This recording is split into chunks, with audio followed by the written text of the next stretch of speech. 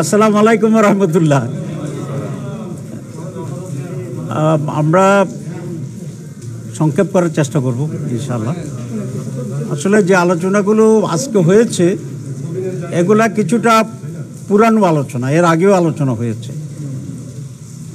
এখানে যে কম্পোজিশনটা আছে আমাদের হাউসে, সেখানে চিন্তা চেতনার নানা ডাইভার্সিফিকেশন, সেই জন্যে সকলে মিলে শতভাগ একমত হয়ে কোনো সিদ্ধান্ত নেওয়াটা আসলে এক ধরনের প্রায় অসম্ভব টাইপের জটিলতা আছে। তো এই দিকটা কীভাবে মিনিমাইজ করা যায় একটা উপায় বের করার জন্য আমরা চেষ্টা করছি। এটা হচ্ছে একটি মৌলিক কথা। নাম্বার 2, যেটা আজকে আলোচনা হয়েছে, প্রথম যে আলোচনা ছিল সেটা হচ্ছে আমাদের কতগুলো সাংবিধানিক কমিটি যেগুলো আছে সেই সব ব্যাপারে একটি অ্যাপয়েন্টমেন্ট অথরিটি তৈরি করার ব্যাপারে, যেটাকে আগে ন্যাশনাল কনস্টিটিউশনাল কাউন্সিল বলা হয়েছিল, সেটা একটু নাম পরিবর্তন করে সাংবিধানিক এবং সংবিধিবিদ্ধ সংস্থায় নিয়োগ কমিটি হিসাবে এটাকে করা হয়েছে। এটা কারণ ছিল এনসিসির ব্যাপারে ব্যাখ্যায় কারো কারো একটি বিভ্রান্তি ছিল যে এটা সরকারের চেয়ে হায়ার বডি কিনা, আসলে তেমন কিছু নয়। এক্ষেত্রে আমরা বলেছি যে একটা স্থায়ী সাংবিধানিক কমিটি থাকা অত্যন্ত জরুরি। বর্তমান যে পদ্ধতিটি আছে সেটাও সাংবিধানিক কমিটিগুলো কিন্তু স্বাধীন, এটা কোনো এক্সিকিউটিভ বডির উপরে ডিপেন্ডেন্ট না। যেমন নির্বাচন কমিশন গঠন করা, তারপরে আমাদের দুর্নীতি দমন কমিশন গঠন করা, পাবলিক অ্যাকাউন্টস কমিশন গঠন করা, ইত্যাদি ইত্যাদি, মোট 5-6টা। আগে যেভাবে হতো সেটা হচ্ছে প্রত্যেকটা কমিটি নিয়োগের আগে একটা সার্চ কমিটি করা হতো। সার্চ কমিটি প্রস্তাবনা তৈরি করত এবং সেই প্রস্তাবনার ভিত্তিতে প্রেসিডেন্ট এটাকে নিয়োগ দিত। তো এটা বলার জন্য ব্যাখ্যাটা এই যে সমস্ত কমিটি কখনোই প্রধানমন্ত্রীর অধীন ছিল না এবং এক্সিকিউটিভের সাথে এটা কোনো রিলেশন না, এটি ইন্ডিপেন্ডেন্টলি কাজ করেছিল।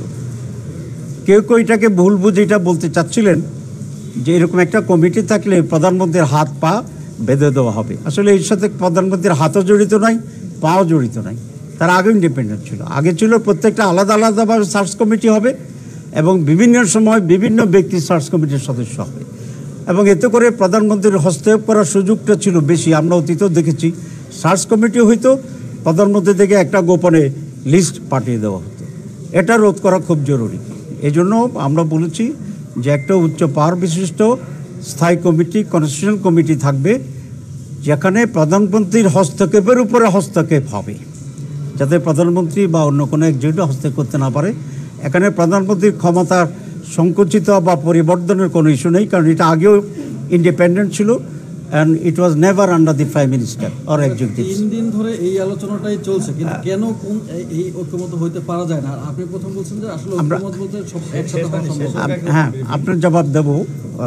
তো সেই জন্য এই কনসেপ্টটা ক্লিয়ার হওয়া দরকার যে এই ধরনের একটি বডি, কনস্টিটিউশনাল বডি গঠনের মাধ্যমে প্রধানমন্ত্রীর ক্ষমতার হস্তক্ষেপের কোনো সুযোগ নেই, আগেও ছিল না। এটাকে এনশিওর করার জন্য এটা করা হচ্ছে।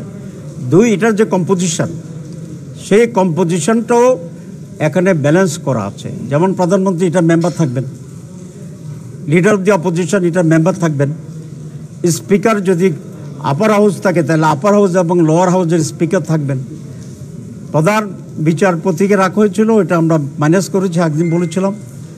তার একজন প্রতিনিধি হিসাবে সুপ্রিম কোর্টের একজন বিচারপতি থাকবেন এবং প্রেসিডেন্টকে প্রস্তাব করা হয়েছিল অরিজিনালি, এটা আমরা নাকচ করেছি, সকলে একমত হয়েছে। প্রেসিডেন্টের পক্ষ থেকে একজন প্রতিনিধি এখানে থাকবেন। সুতরাং এখানে গভর্নমেন্টও আছে, গভর্নমেন্টের বিরোধী যারা তারাও আছে এবং আরও দেশের রেসপেক্টেবল পার্সোনালিটিজ এখানে কম্বিনেশন আছে। এটা আমরা দেশের জন্য অত্যন্ত জরুরি মনে করি। দেখেন, এখনও আমরা বলি যে আওয়ামী লীগের ভূতেরা সচিবালয়ে এখনও সচিব রয়ে গেছে, তাইলে ভূতের আসর তো হয়েছে। এখন ভূতের আসরমুক্ত, নিরপেক্ষ, যোগ্য, মেধাবী, ডিজার্ভিং লোকেরা যেন এই সমস্ত জায়গায় অ্যাপয়েন্টমেন্ট পায়, সেই জন্যই আমরা অপোজিশন, পজিশন এবং আরও রেসপেক্টেবল লোকদেরকে নিয়ে একটা ব্যালেন্সড কনস্টিটিউশনাল কমিটি গঠনের প্রস্তাব দিয়েছি। এটার সাথে আমরা একমত। এটা হচ্ছে না, এই জন্যই বলেছি এখানে বিএনপির আপত্তি আছে। বিএনপি কনস্টিটিউয়েন্ট কমিটি এরকম গঠন করুক, এটা তারা এগ্রি করছে না। তো অধিকাংশ মোর দেন 2/3 এটার সাথে এগ্রিমেন্ট করা হয়েছে। তো আমরা এই জন্য আজকেও কনক্লুশন হয়নি, কিছু আবার রিফর্ম করা হয়েছে, একটু পরিবর্তন করা হয়েছে, করার পরে আরও কাছাকাছি আসা যায় কি না, কারণ এগুলো অত্যন্ত গুরুত্বপূর্ণ এবং যত বেশি ক্লোজার হওয়া যায়, একমত হওয়া যায়, তাতে কল্যাণ বেশি। এই জন্য আমি রিফর্মস কমিটি যারা আছে পরিচালক, তাকেও আমি ধন্যবাদ জানাই যে সে অধিকতর ধৈর্য সহকারে, মাঝে মধ্যে অনেকের ভিতরে একটু তৈরি হয়, কিন্তু উনি খুবই ধৈর্য সহকারে আরও ক্লোজার করার জন্য চেষ্টা করছেন।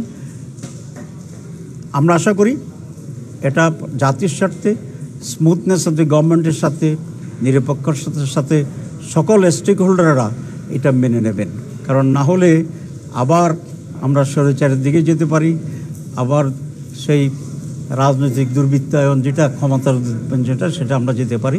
আমি মনে করি এরকম সংস্কারবিহীন একটি নির্বাচনের যদি আমরা এগিয়ে যাই, সেই নির্বাচন দেশের পরিবর্তন আনবে না, আবার ব্যাক টু দি প্যাভিলিয়ন হয়ে যাবে।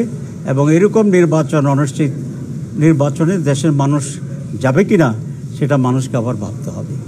তো এটা হচ্ছে আর যেটা আপার কক্ষ, আমি আরেকদিনও বলেছিলাম, আমরা ইন প্রিন্সিপাল বাইক্যামেরাল পার্লামেন্টের সাথে ব্যাপারে আমরা একমত আছি। উপর কক্ষ যেটা আছে সেটা যেন একটু এক্সপান্ডেড হয়, শুধু এমপিদের ভোটে যেন না হয়ে যায়, তাহলে তো একই দলের একই রিফ্লেকশন হবে। সেই জন্য আমরা বলেছি এখানে জনগণের ভোটে রিফ্লেকশন থাকতে হবে, সেই হিসাবে প্রফেশনালিটিটা হবে ক্লিয়ার, যেটা আমরা বলেছিলাম। এখানেও মোর দ্যান 2/3 ইতিমধ্যেই মত প্রকাশ করেছেন পজিটিভলি, বাকিটা এখন আলোচনা প্রভাবন আছে।